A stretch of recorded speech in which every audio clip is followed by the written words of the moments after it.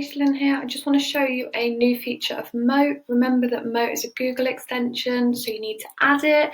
You might need to update it to see this new feature, so you just need to remove the extension and then add it again. Then all you need to do is go in, and I'm just going to write a test comment on my test class. So I'm going to write motebook is great, and I'm going to post it just so I can show you on something. Okay, so I'm going to hold this down and do my recording just like you normally would, and then I'm going to press done. Just give that a minute. Okay, so I'm just going to post it as normal.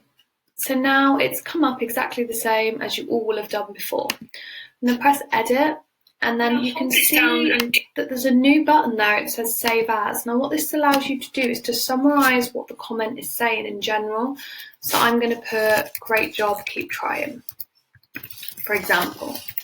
And then I'm going to save that within my notebook, and that gives me a kind of library of all the comments that I'm using frequently, and it's going to save me a lot of time when I'm marking or giving feedback online.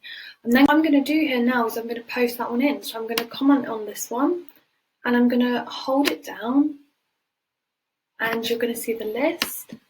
I'm going to choose the one that I want to put in, so I've just chosen this one, and I'm going to press post.